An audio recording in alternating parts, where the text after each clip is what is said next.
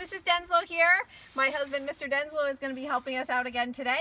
And we're making Rice Crispie treats. So if you want to take a look at the recipe, that's it. You can pause the video. All right, so we decided to make it outside today because we had a hard time figuring out how to film over our stove inside, which is against the wall. So we're in the great outdoors. And we're using the side burner on our grill. Okay, so the first thing you need to do is melt half a cup of butter. Now, a whole stick of butter is half a cup, so you only have to use half of it. All right, so we sped things up and we melted it ahead of time. So the butter's all ready to go. So the next thing, Mr. Denslow is going to pour the marshmallows in. And this is kind of the fun part. You have to make sure you do it pretty, you keep stirring so that they don't burn to the bottom or the edges. I need a little more heat here. There you go. These are so good. Okay, and in this bowl, I already have measured out 6 cups of Rice Krispies.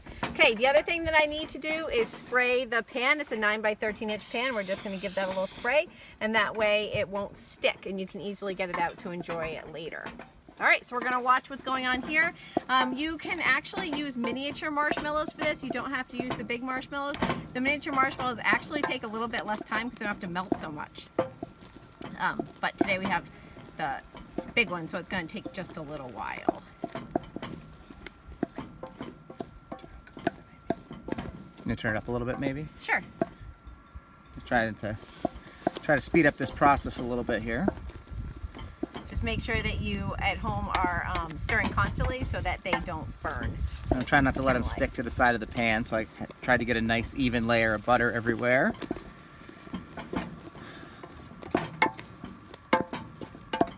These are so good. Mr. Denslow, how do you like Rice Krispie treats? One tray at a time. Tell the story of when you were little. Oh, we used to make them. We used to take them, and one time my brother and I had the first 2 or 3 Rice Krispie treats, and then we took the entire pan and we hid it in the fridge, just so when our mother came around, she'd be like, "I can't believe you guys already ate a whole pan." We didn't. Then we did. All right, this is looking pretty good. Almost there. Just have to make sure that all the marshmallows are melted in. Kind of use some mushing action, but you don't want to get it stuck to the side of your pan. That would be bad. Notice I'm kind of skimming the sides of the pan as I go here, making sure I don't get too much buildup, keeping everything moving. I've done this 3-4 times now. I'm an expert. I know how to make 3 things now: breaded chicken, Rice Krispie treats, and Grilled cheese. Our grilled last cheese video. sandwiches. Yeah, grilled cheese sandwiches with ham if you need it. Or tuna melt. Tuna melts. It's the same I thing. don't think I've ever made a tuna melt. That could be our next video. All right, that is looking almost ready. Get a little bit of brown, which I don't want. I don't want it to burn. Okay. I think we'll probably call that done because I'm afraid it's going to burn the side. It's a little bit harder to control the heat on an outdoor burner than it is on your stove. Yeah. Bring those Rice Krispies in here. All right, so we're going to take it off and put it on the table so that you can see a little better. I have a pot holder down on the table.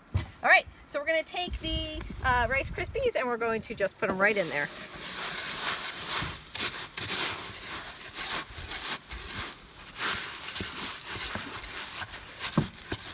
First, it'll seem like there's not enough marshmallow to go around, but it'll catch up. As long as you keep mixing it all in there and keeping it off the sides of your pan. Okay, I think that looks pretty good. Yeah? All right. Okay, and we're going to pour it into that pan. And then I'll show you a trick of how to squish it in there without burning your hands.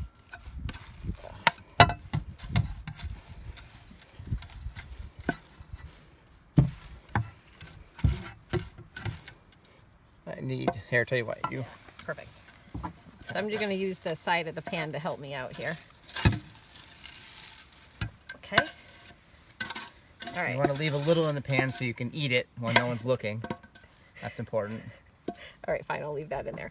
Okay, so then a trick to get it squished down, guys, is actually, my hands are nice and clean, to spray your hands with a little bit of cooking spray and then just squish it into the pan. It's still warm, but it's not so hot that it will burn you, especially if you just go quickly. All right, and you want to give them, I don't know, 10, 15 minutes at least to cool off, and then you can cut them into squares, or you can just, you know, eat them with by fistfuls like my husband. All right, so thank you for watching. Good luck making these at home. Thank you, Mr. Denslow and cameraman Michael.